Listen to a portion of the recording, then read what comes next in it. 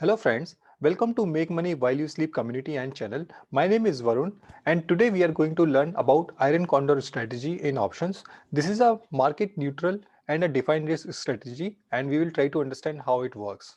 Couple of disclaimers, this content is purely for educational purpose and it is not intended to be an investment or a financial advice.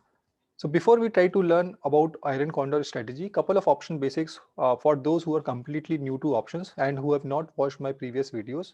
I have covered option basics in detail in my other video, which I will put in the description. But let me cover this in a brief. So options are nothing but a contract on 100 share. It has got a defined expiry date and a strike price. Just like any other trade, you can trade these contracts between buyer and a seller. A buyer buys an option by paying a small premium to the seller. Options work just like an insurance. So if you understand insurance, you can easily understand options. There are two types of options, call and put. Again, I have covered all these option basics in detail in my other video. So if you're interested, you can watch that one. So coming to the iron condor strategy. So iron condor strategy is nothing but where we have got two puts in which one is buying of a put and other is a selling of a put. Also, you have two calls where we have buying of one call and we are selling another call. And all these four trades are on the same expiration date. All right. So that is called iron condor. In other way, if you want to understand this, you can think iron condor as having two verticals, one vertical for the put side and other vertical on the call side. So, all right. So if you have got call vertical and put vertical, basically which becomes four trades in altogether, that is called iron condor. And we'll try to understand from the example how it works. In the example, we will try to mainly focus on the short iron condor, that is a selling iron condor. The reason being because in my opinion, the short iron condor is much more beneficial for us to execute this strategy instead of a long iron condor. So we'll try to focus more on short iron condor. And as part of the example, we will see how long iron condor does not work very well for us.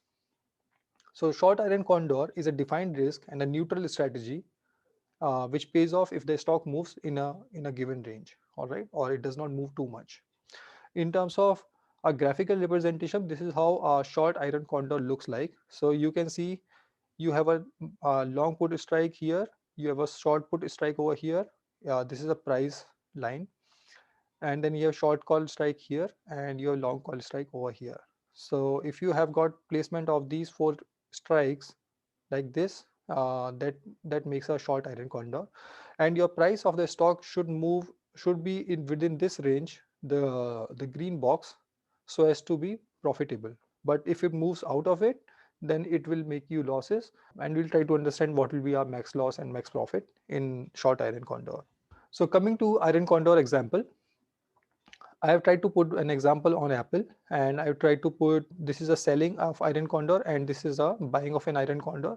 The long iron condor or buying of an iron condor is also called reverse iron condor, which I said, as I mentioned, it's not a great strategy. We'll try to understand that why it's not. So let's try to look at this example. So as part of my selling of the iron condor, I have tried to put buy 100 put, sell 110 put, sell 140 call, and buy of a 150 call. All right. And this is giving me $262 credit, and my buying power is getting reduced by $440 only. So not bad, right? On getting $262 and reduction of buying power is only $440, right? So that's also one more advantage. So Apple at $120 today, I am trading a iron condor between buyer and seller, and premium of $262 which has been paid by a buyer and so collected by a seller. All right. So first scenario, what can happen if Apple goes way beyond this range? It goes really high or it goes really low. I mean, it goes out of this range. I'm just putting an extreme example, so we try to understand this one.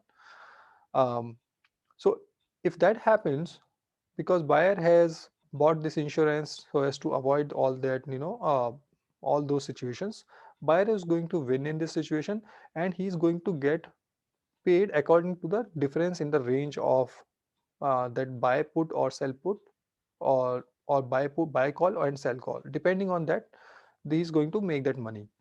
So in this particular example, we have a difference of $10 between the spread. So he's going to make $10 multiplied by 100, which is the number of stocks, minus $262. That is the premium he has paid. So he will make $738.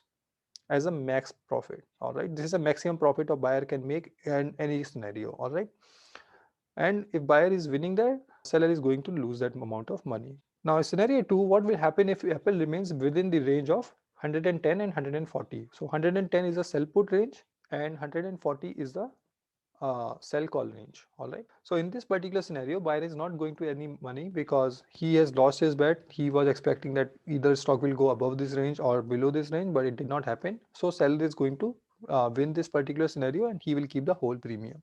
All right, key takeaways. So options have got a lot of options. This is another strategy we have looked at. As I mentioned, long iron condor strategy, this is rarely used in my opinion. The reason being, if you observe in this example, right, Apple has to go above or below, but it will do only one thing at a time, right? It will not happen that Apple will be above $140 as well as below $80 on the expiry date. It will just have one scenario. But if you are doing long iron condor, you are paying for both types side of trades, right? You are paying for your bearish trade as well as for your bullish trade.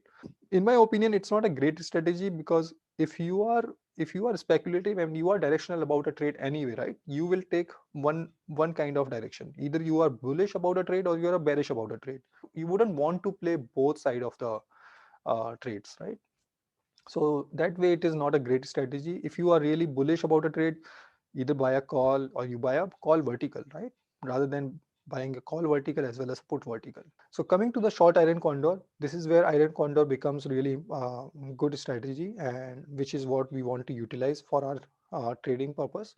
The advantage is that the maximum profit as well as maximum loss, both of them are defined very well in iron condor. So maximum profit is always defined as part of selling options, right? That is what we know, that we are always collecting premium. But as far as maximum loss is concerned, there are very few strategies where you are also able to define maximum loss, right? So, but in this particular strategy, you can also define your maximum loss. So that's very good. It has a very low capital usage, as we saw in this example, right? We are dealing with around $100 to $150 underlying, so it's more than $10,000 notional value, but buying power has been reduced only by $440. So super cool, right? So your buying power reduction is very low in this strategy, and it's a neutral strategy. If you are expecting a stock to stay in a range, it's a great strategy to execute. It can also be a good strategy when you want to play safe in a choppy market. So for example, right now we are seeing that market is taking huge tides and turns every day. Like one day it is really high and some other day it is really low. So you can play safe in this market where the macro environment is not supporting us. While the stock could be good, we know that stock will stay in a range, but just because of the macro conditions, outside conditions, you never know when that market might correct, right? So in those kind of situations also, this is can be a safe strategy to play, where we know what is our maximum loss and what is our maximum profit. So a couple of disadvantages: this strategy pays little lesser than other strategies. If you are playing a strangle where you have a naked put and naked call, this strategy is going to pay lesser than that, and for the obvious reason, because you are paying some money just to define your risk, while in strangle you can have infinite risk. The other disadvantage I have found on Iron Condor is it is very difficult to adjust in case of a trade goes against us. The main reason behind that is because you have got these four trades, right? And when you try to play them all together, it's very difficult to roll them or bring to a profitable situation. So if trade goes against us, generally you will end up taking losses. Only you can try to adjust a little bit, but not too much. It's not as good as adjusting a naked put, which you can adjust very well by rolling or by taking assignment and do a wheeling strategy. But in iron condor strategy, it's little bit more difficult to adjust. So this is it, guys. Feel free to provide me feedback and your questions, and if you want to join me as a premium member, please feel free to join on my on the link which you need provided. Yeah, you have a great day. Thank you.